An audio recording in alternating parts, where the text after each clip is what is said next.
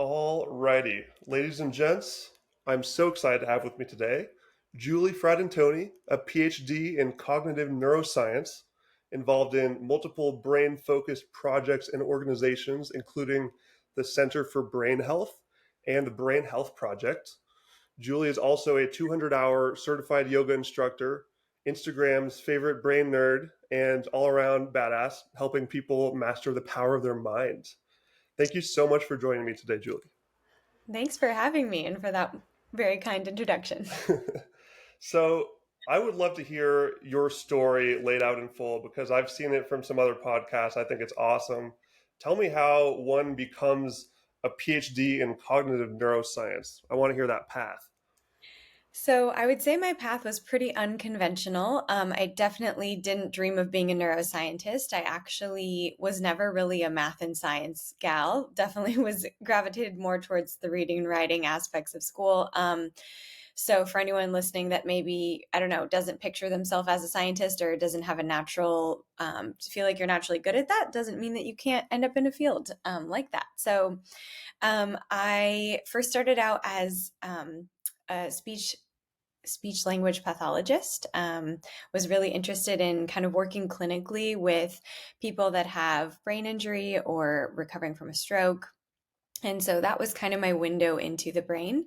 Um, all of, the way that we assess cognition or the way that we're able to look at how people think is through using language. So that's a way to kind of assess executive functions. And that was kind of how I first sort of really got into neuro and then just really wanted to understand more about how those things worked. So pursued a PhD in cognitive neuroscience, which is, there's a lot, neuroscience, there's a broad field, I guess, of things when it comes to the brain. So there's neurology, which is like actual, you go to med school and, you become a neurologist and maybe you do surgery. Or prescribe medication. There's like the whole psychiatry, psychology, neuropsychology. There's and then with cognitive neuroscience, I guess what makes this different or what this really is about studying the relationship between human behaviors, the ability to think, things like memory, reasoning, problem solving, and then pairing that with what the activity that's happening in the brain. So if that's electrical activity with EEG or looking at things like blood flow in a functional MRI. So I was really doing the research of learning, when we're doing certain behaviors, what is happening in the brain. And just with that, learning more about how the brain works when we're doing different things. So, so ended up at the Center for Brain Health at UT Dallas is where I did my PhD work and finished up my clinical fellowship to get my license for speech pathology. And while I was there, the first thing I did was I got to learn how to deliver at the time we called it high performance brain training. Now it's technically called SMART, which stands for Strategic Memory Advanced Reasoning Training. And what that is it's a set of 9 strategies that are intended to just be used in everyday life. So a different way of approaching information, a different way of managing, focus and attention, pushing creativity and flexible thinking for innovation. So they're strategies that anyone can use. And I got to work with corporate executives, teaching them. And so that was really my first introduction of I'm going to really communicate science or take science and then translate that into a tool or something simple that someone can actually use to help themselves to take care of their brain, to promote brain health, to build resilience, to kind of be proactive and preventative. So I was really grateful to kind of be dropped right into an environment that was all about learning, but really not just learning for the sake of uncovering knowledge, but really to take that knowledge and turn it into programs and things that people can really benefit from. So fast forward 10 years later, here I am. And my role has really evolved to expand to areas that I never thought it would. So have heavy involvement in the Brain Health Project, as you mentioned, which we've built our own technology platform and we're getting ready to launch a mobile app this fall. So really getting involved in the actual user experience or behavioral science, behavior design of how you create technology to support the adoption of brain healthy habits, and then also the content creation. So loving to getting to break down science and explain it in a way that's easy to understand, that is hopefully engaging for people, and so that is helpful. So creating the actual working with a team of animators, bringing in, getting to exercise my creativity as well as sharing science. So that's been really neat. And then also work with marketing and again, because it's kind of that translation of the science and the messaging for it, specifically for the project. So yeah, I get to span a lot of different areas, but it's been so fun to get to really find my sweet spot, I think. And then also on social media, really getting to connect with people like yourself from all over the world that that either care about just wellness or interested in the brain, and getting to see that message just go farther faster has been so much fun. Awesome. I'm excited to get deep into the meat of that. But while you're on that topic, I just want to say it's so exciting to see more doctors like yourself who are building a presence on the internet, because I think that has a really powerful incentive effect where suddenly you have your own platform, you can do your own research and find your own path, I suppose. So, could you explain how that's changed the way that your strategy has been? Has it made you more willing to challenge existing norms, maybe things that you were trained on that you might disagree with, and just give you more freedom to speak your mind and explore the things that you want to explore? Yeah, I think what's been, technology or social media is always a bit of a double-edged sword, right? It opens up a world of access to anything we want at any moment. But then you also have to sift through it and kind of know like what is legit. And essentially, when it comes to especially research or scientific studies, there is like context matters. Like you can essentially find something to support any view that you want to have. Like it's like if I want to say that, I don't know, purple dinosaurs help you help you lose weight, like there's a study that could potentially support that view if you want to find it. And then also, or if you don't know how to interpret that study or you aren't in that field, you can really take things out of context, and that can be misconstrued. So I think if anything, it's just made me be really really careful and really critical of how I communicate things and what I say, and even specific like word choice of how people are going to take that, because yeah, I think it can just be so easily misinterpreted. But I guess the other part of your question, I think, being open to it just fosters so much more collaboration. So you get to see what are other people doing, what are the things that people, not even other scientists, but just people that are, in the health and wellness field, or just your everyday person that wants to be a little bit better. What are they caring about? What is interesting to them? And then, you know, being able to have that insight so that the research and things that we're doing are applicable, and being able to really tailor that a little bit more, or just have a better pulse, I guess, on just what's happening in the world. I feel like it's this really unique way to just get an understanding of like, yeah, what are what are people talking about? What do they care about? What are they thinking about? What is consuming their brain? And that's really also, therein lies the challenge, right? Of then at what point or in what ways do you help motivate people or help them uncover and unlock and understand the incredible potential that they have? Yeah, and how to communicate that in a way that people are interested in. So I think it's opened up, I think for me especially, and also I never intended, I was not trying to like build a platform for myself by any means. I honestly, the way it started, I had done my first podcast interview, and I remember it was like a couple years ago, and I was so nervous. I had like all my notes up, like I was like, um, and I had shared it on my personal account, like, or they tagged my personal account, and I was like, oh, I should probably make a professional one.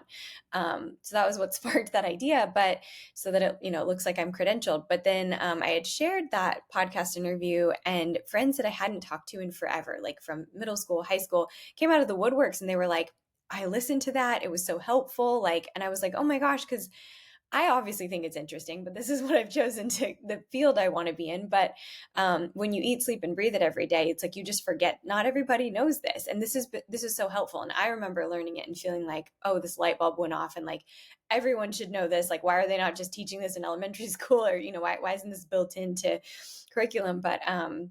But yeah, so that was kind of my impetus for just creating that account, and then just being like, I'm learning stuff all day every day, and just if I can just share little tidbits of that with people, like I want my friends to know and I want them to benefit from this, and I don't want science to be locked in an ivory tower where people can't access it, or if they can access it they can't understand it. So I feel like that's been a new mission that's just unfolded as a part of it, that I didn't necessarily expect.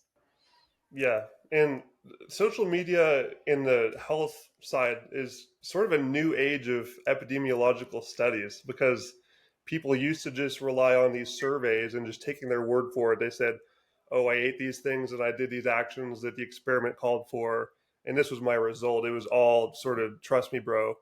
But now you can actually watch people tracking their progress through, vlogging and posting picture updates and really showing the details. And there's much more trust there. And of course, there's still some level you still need to trust the person. But I mean, this is like totally new field that can help people learn new ideas and try new experiments with their body like never before. And like you said, we still have to be sharp because there's a lot of noise. When it's a completely open market of ideas, there's going to be garbage mixed in as well. So another reason to work on your brain.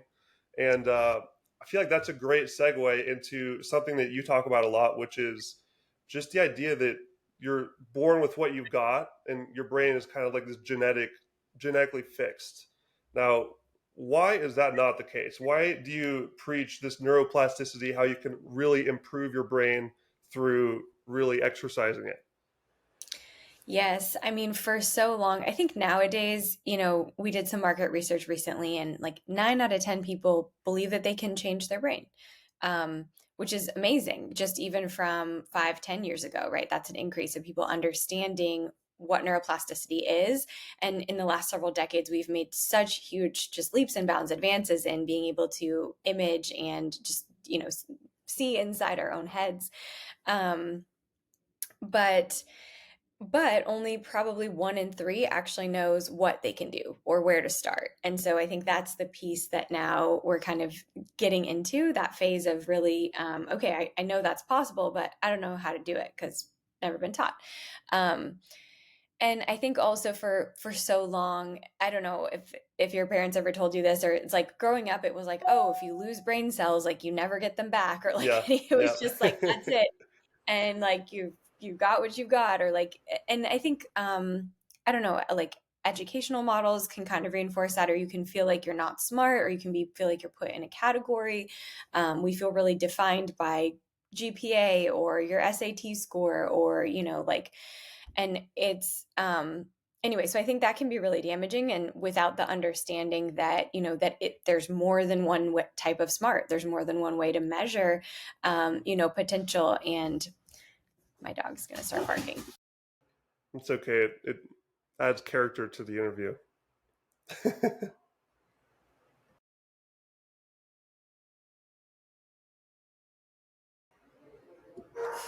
Sorry about that. No worries. Um, so, okay, I was saying, what was I saying? I was talking about fixed potential.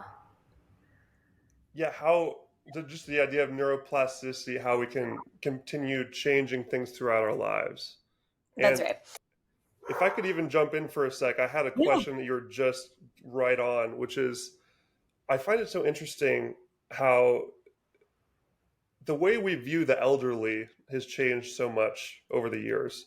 It used to be in much more ancient times, the elderly were this like sacred wisdom that you would look up to and really respect, and they were like the kings of the society.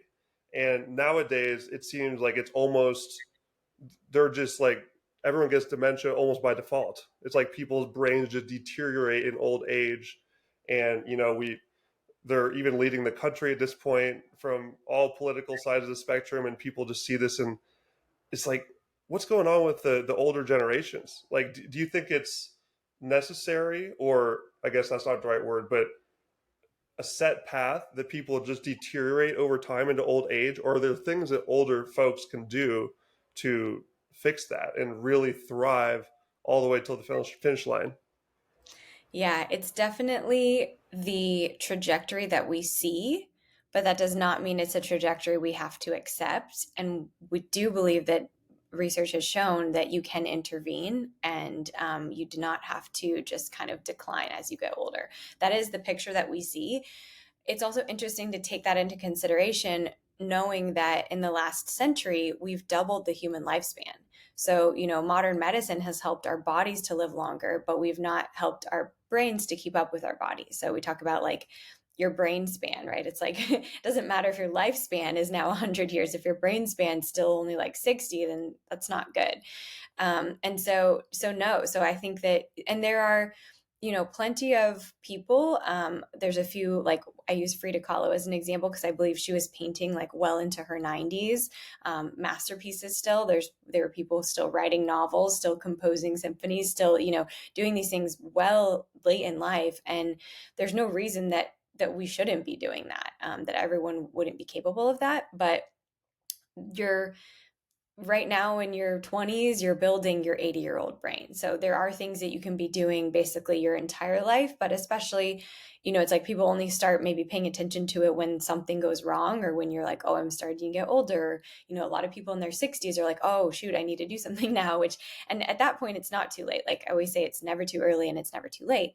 At any point, you can choose to change up your habits, change up your lifestyle, your environment, and see benefits from that. There's no 100% guarantee prevention of something like Alzheimer's, but I do think that yeah, it's a great time, and that's what the Brain Health Project is actually all about. That research is seeking to really uncover what are the lifestyle and environmental factors that we need to be doing so that we can change that trajectory from one of decline to at least maintaining, if not maintaining, improving, continuing to there's no ceiling on brain health. There's actually no limit to how much someone can learn or how, and a certain level of expertise. It's like you can keep going. I don't know if we've really found, that's like why world records get broken each year, because there aren't limits. And so I think one other analogy I was going to share is most people, I don't know, I wasn't familiar with this before. Have you heard of the Framingham study? Yeah, I actually read a book called The Big Fat Surprise by Nina Teicholz recently. Blew my mind, and that's where I learned about that. Yes. Oh, nice. Okay. Well, I I haven't need a heard. reminder of which one it is, though, because there are tons of studies referenced in that book. Sure. So, yeah, this was a little study done out of Framingham, Massachusetts in the 1950s. And they were really interested in understanding. They went door to door with clipboards because that's what they had at the time and just asked people about their lives, like what their lifestyle behaviors were. And at that time, everyone was just dying of heart attacks. That was like, they didn't know how to prevent it. It was just like inevitable. Everyone's going to get a heart attack. So, the modern day equivalent of today is like everyone's going to get dementia, right? So, with that, Yeah. going door to door, they learned about sedentary lifestyle, smoking, eating, all of these things that now then you saw a big movement for aerobic exercise and you saw people learning that smoking wasn't great for you and all these things to figure out. And now we know how to take care of heart health. We know how to, largely prevent heart attacks. So with this research, we're seeking to do the same thing for the brain. We want to understand, what is it? And we do know a lot already, right? Research has shown us, and it's a lot of the same things that are good for heart health are also good for brain health, which is not surprising because the brain and body are not separate. It's all Um, connected. Hmm. yeah, it's also connected. But yeah, so that's kind of a big push for people to just not accept like, oh, I'm just going to get older and my brain's going to stop working. That's not how it should be. And not only is it sad that so many people are just admitting defeat like that and just not even trying, they just think that it's a given. The default cure or path for so many of them that's fed to them by, you know, whether it be doctors or narratives on the mainstream media, is just plug a pill into everything and don't even worry about things like diet or more holistic methods. And speaking of holistic methods, something I've seen you talking about, which I love, is grounding. Could we please take a moment to just ramble about that because I just think it's amazing. I talked about it with some friends recently, and it's blown my mind. So tell me what that is and why that is so important for brain health. Yeah, well, essentially, basically your body kind of with stress and different things builds up a charge. And I can never remember if it's we're more negative or the earth is positive. Do you know which I like? I feel like I always get it I backwards. think it's the Earth has negative ions, I believe. Okay. So yeah, I always so as just we're building up things like oxidative stress, inflammation, and that's really inflammation and stress are the underlie nearly every disease or disorder. It's kind of the precursor. So anything you can do to kind of reduce oxidative stress, reduce inflammation is helpful. And the earth has this, the it's just beautiful how we were designed with nature, created to connect with nature and be outside, and specifically be being barefoot in the grass on the ground helps to actually balance out that charge. And so there's some cool little ways that you can measure that, and you can see kind of your charge change versus if you've got your shoes on versus when they're off. I recently discovered a new brand of shoes that allows you to ground. Like they've have you seen these? The little copper thing at the bottom, it like just moves the electrons through the shoe. I think I've Oh, seen okay. that. Is that how it works? I think it's called like Bahe or Bahi. There I have might be no different affiliation with them. kinds. Yeah, Yeah, there's probably more than one at this point. But I was like, that's amazing because living in Dallas, like, there's not a lot of great places for me to go barefoot. But I would still like the benefit of that, and so it's wild that we can go. People can go months without their feet ever touching the ground just because they're in shoes or they're on the sidewalks or the pavement or we're just in concrete jungles. And so, yeah, that connection with nature is really helpful. And inflammation, like I said, is specifically, I mean, your entire body, but obviously your brain as well, for just clearer thinking. And it's one of my favorite things. It's so easy and free, and you just immediately feel better, especially if you travel or are flying or something. totally. I completely agree. And I mentioned before we started recording that I'm in Medellin, Colombia right now. Pretty much a concrete jungle. And before I was here, I was at a place where I could just walk straight down to the beach and just sink my toes in the sand. I miss that. There are pros and cons of everywhere, but for people who are in that city environment, there are other options. Like I have friends that use grounding mats, and those are helpful. So it has that same free radical sucking effect. It pulls the energy out, and it helps you that way. And I used to think that was too woo woo because it's not really being on the ground, but I mean, I've had so many people tell me it worked wonders for them. So who am I to say it doesn't work? I've never tried it. So worth looking into. Something you mentioned there that is a huge topic that I definitely want to get into was just this idea of oxidative stress and how this is probably the major boogeyman of modern mental health. So just a little background on me for a perspective here. I spend most of my time studying the financial world and the economy and how inflation is making it more difficult for everyone to live. And I think there are tons of parallels because when people feel like they're stuck in this box, they don't have the freedom to think, for lack of a better term. They're just too busy with working and doing Mhm. chores, and they can barely even get enough sleep. And there's so many things going on that's causing a lot of stress for people right now. I want to hear how you would describe the state of the world in terms of stress and what it means for people's heads. Yeah. Definitely we saw that huge spike with the pandemic, which I know we're kind of all sick of talking about the pandemic, or at least I am, but it did affect us.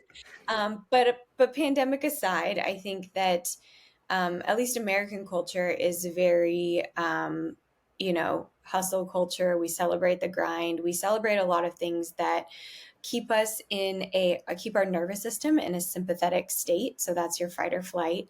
And, when you've got your body continually preparing for action, or trying to preserve resources, it just doesn't create an environment for your cells or your body to thrive. So you're constantly just in survival mode. And I think that can be everything from being overwhelmed and being stressed out of just like, oh my gosh, I just have too much on my to-do list. It can be financial stress. It can be like exercising too much, or like it can Or be not not getting enough. proper, For most people, yeah, I would say. or not enough. It could be getting not enough sleep. It could be not getting enough proper nutrients. So there's a lot of things that can put our body into that state of stress or survival mode. Um, and when you do that long term, we know specifically how that affects the brain. A part of the brain called the hippocampus that is responsible for learning and memory. And we actually see cell death there in the hippocampus. And so it's kind of, if you ever recall, I know this has happened to me, like any, like a period of life, maybe a couple months, or if there's a really stressful event, or maybe you, I don't know, you lost your job or you moved or something like that happened. And you're like, I don't have a lot of memories from that time. It's like, because that part of the brain was suffering and you weren't able to encode as well. Or you see a lot of like this with maybe PTSD or trauma survivors, like have memory issues, and that's because those parts of the brain get affected from chronic prolonged periods of stress. Now, not all stress is bad, right? We have like periods of good stress, that's that adrenaline that helps get you going, helps you perform well, but it's when it's kind of this chronic state of just never fully relaxing, never allowing your body to rest and repair, that really can take a toll in the long run. Yeah. And one of the topics I've heard you talking about on your Instagram is this idea of metacognition. And I think that's where it might come in, because some people will hear this and just say, like, oh, that's fine and great. I know stress is bad. Thanks a lot. Like, I still have to go to work 3 jobs. Like, what am I supposed to do? So, for these Mhm. people, are there any sort of brain hacks to sort of just change the way that you think about the situation to, I don't know, for me personally, what works for me really well is I just think of everything as a game. Like, I'm gaining XP when I go to the gym. I'm gaining XP when I eat a great meal and like feel really healthy and doing homework and studying. And I lose a little XP when I walk down the street and inhale gas fumes the whole way and I need to go, work out a little bit more. Just do these things that make me feel like I'm making progress in the world. Everyone's different, but how do you view metacognition? Could you explain what that is and how it can help people? Yes, metacognition is just a big fancy word for thinking about your thinking. So it's being able to step back and be an observer. So this is for anyone who's done any type of meditation, or is familiar with that. That's kind of that concept. But really, it's about, it's mindset plays into this. So how you're going to approach something. So I agree. There are things that are outside of our control, but the one thing that is in your control is the ability to choose how you want to view the situation, choose your perspective.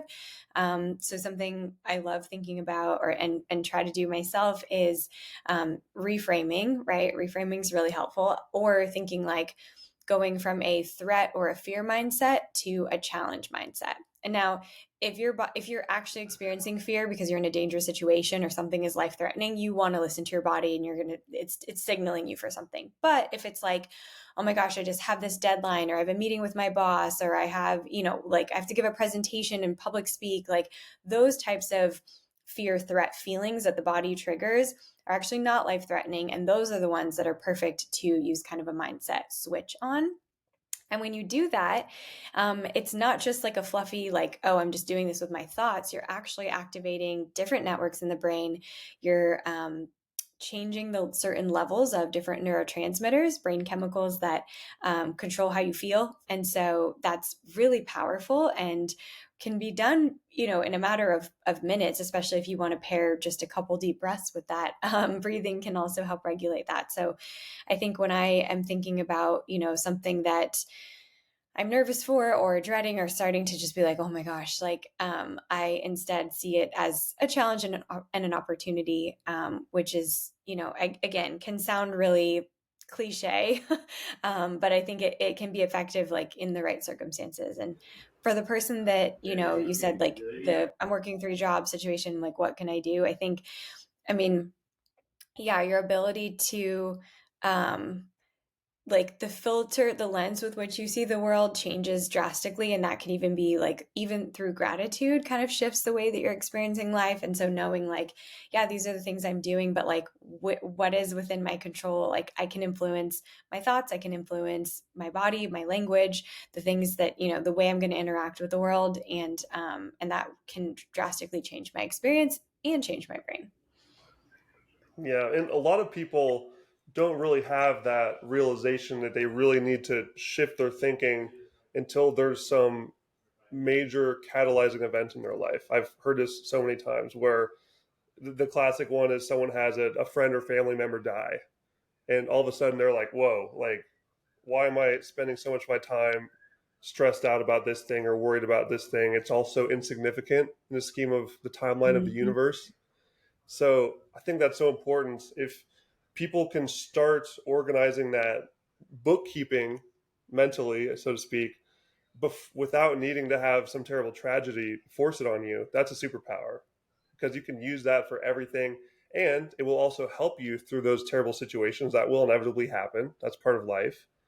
It's just a great thing to start doing as early as possible, which is why you should follow Julie on Instagram and follow her tips. She has great stuff. You.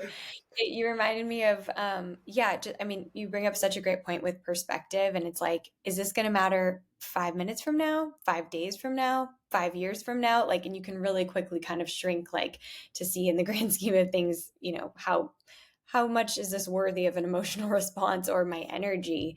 Um, yeah. Absolutely. And one of the things that we brushed over there was sleep.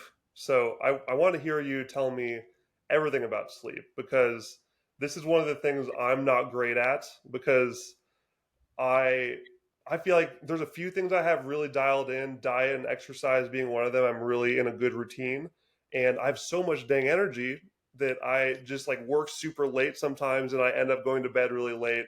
So my sleep suffers and I know that that's something I need to change. So talk to me about why sleep is important, what's happening in the brain during that period and why people like me should not just brush that off as a nice to have.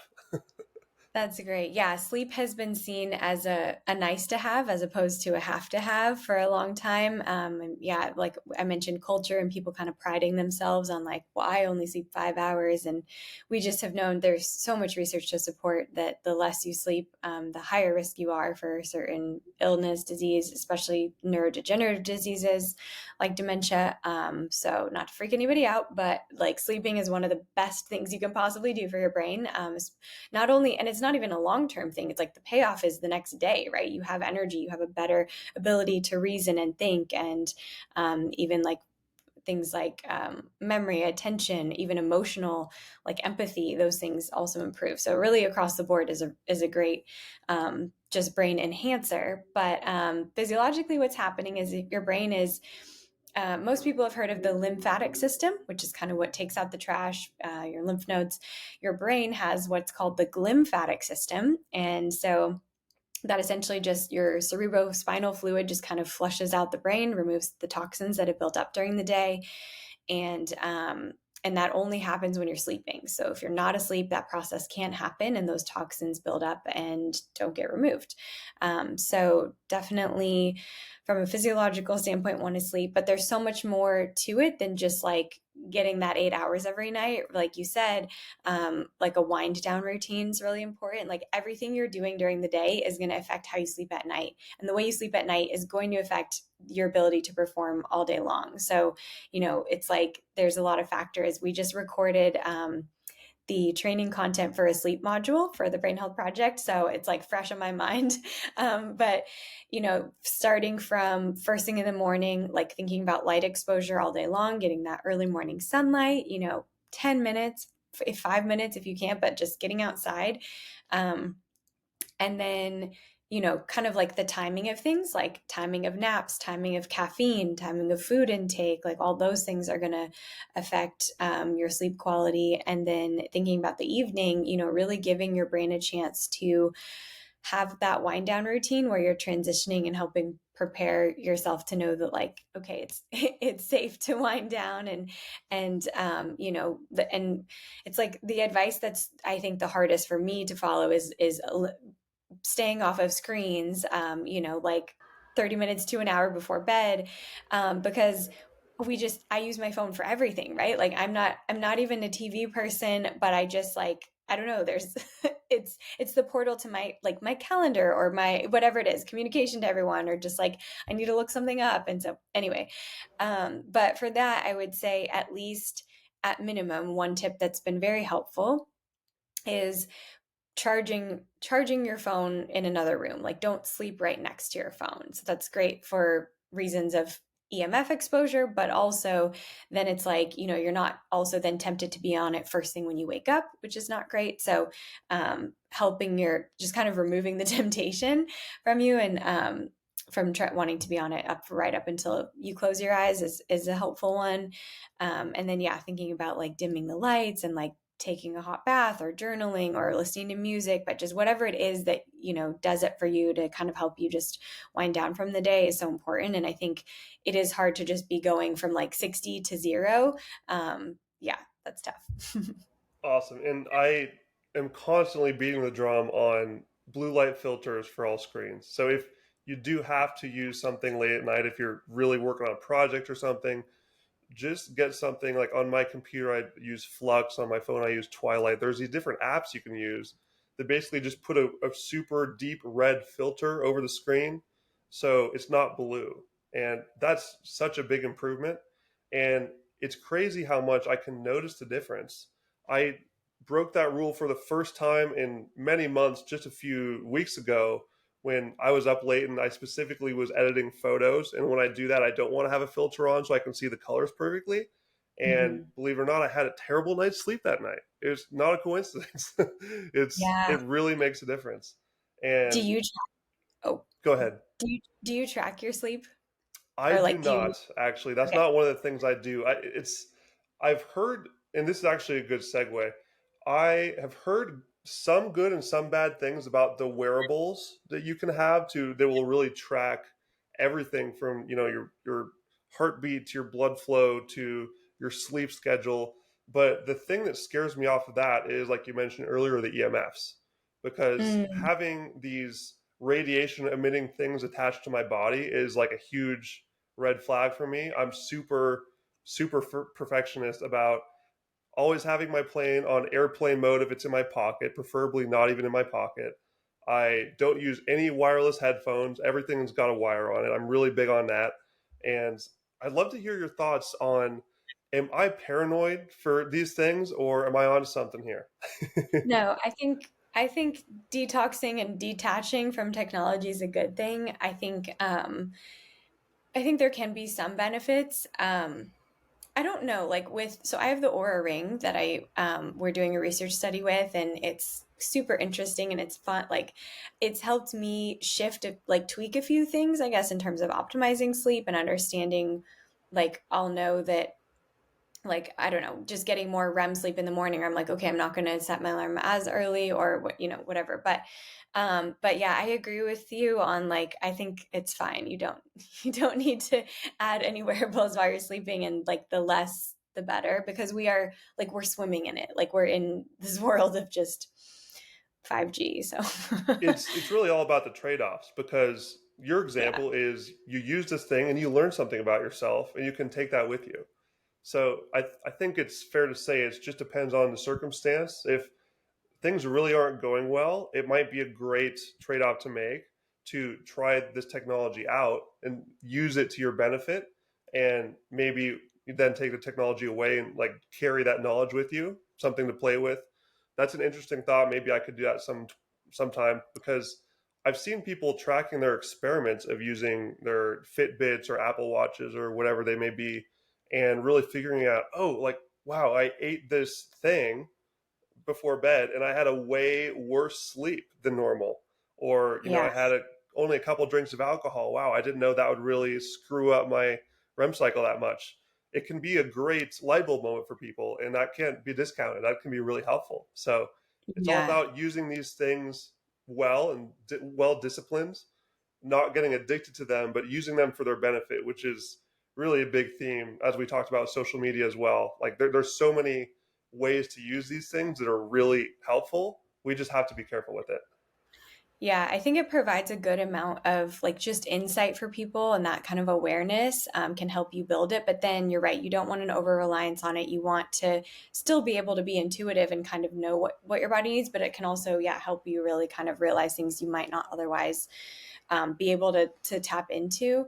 And I did have one note about the blue light and screens in the evening.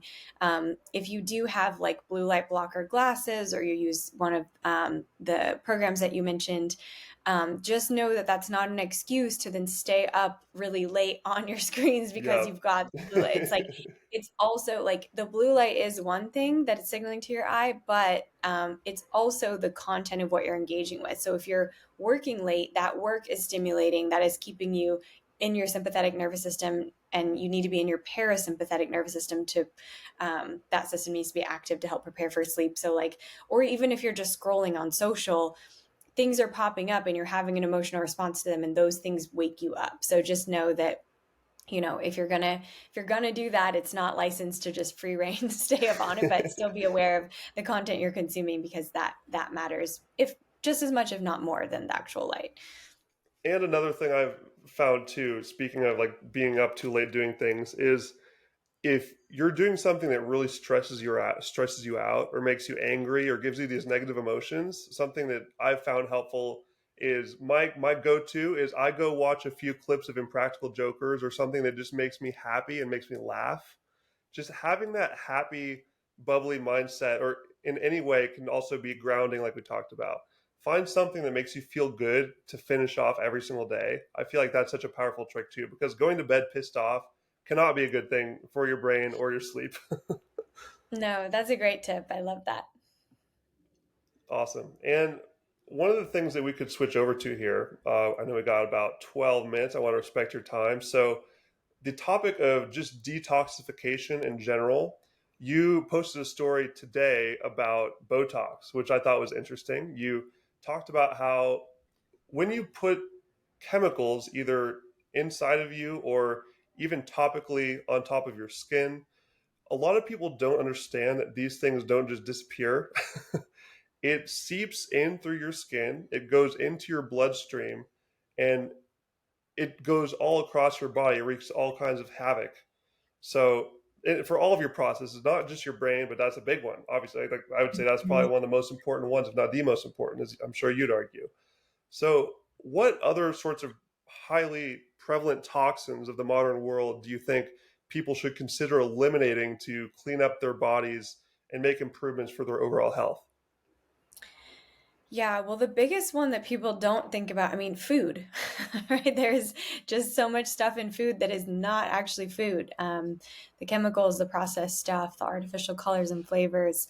Mm-hmm. Um, so that's a major one. Yeah, and then products, like people don't realize, just lotion, chapstick, soap, perfume, like every single thing. I mean, women have it Yes. like 10 times worse because we use so many more Mm-hmm. products. But literally everything that you're coming in contact with, those like um, plugins that like are the air freshener, just it's just Yeah, chemicals like that terrible. you're breathing in.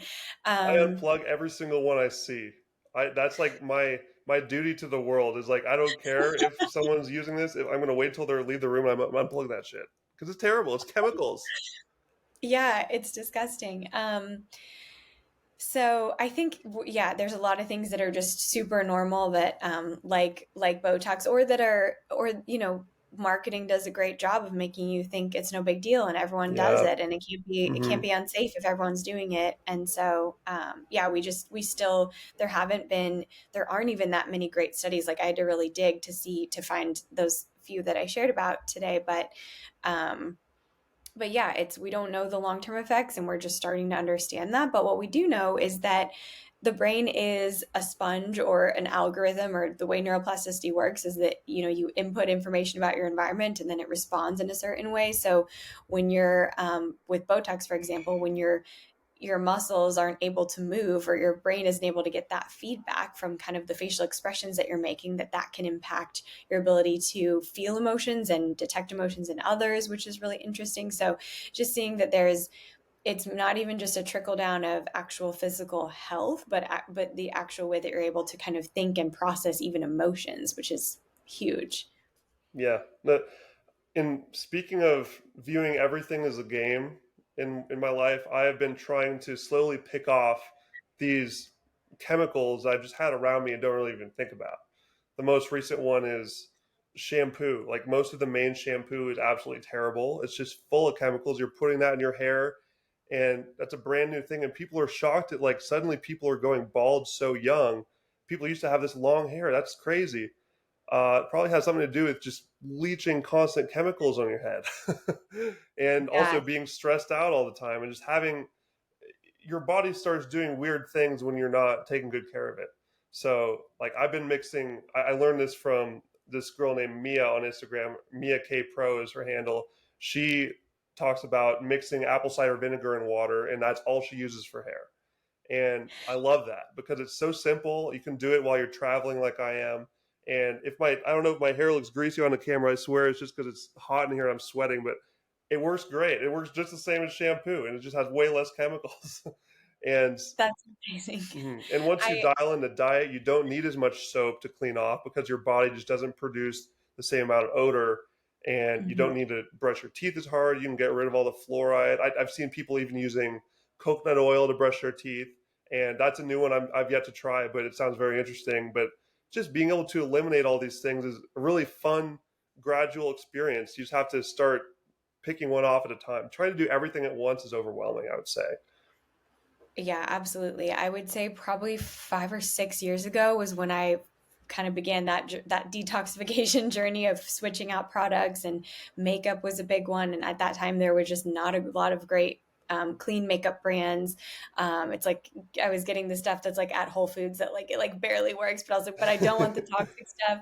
And the shampoo, yeah, went through such a journey, and now there's such better products out there, which is fantastic. But yeah, one by one, just kind of discovering replacing things kind of as you go. Deodorant's a big one.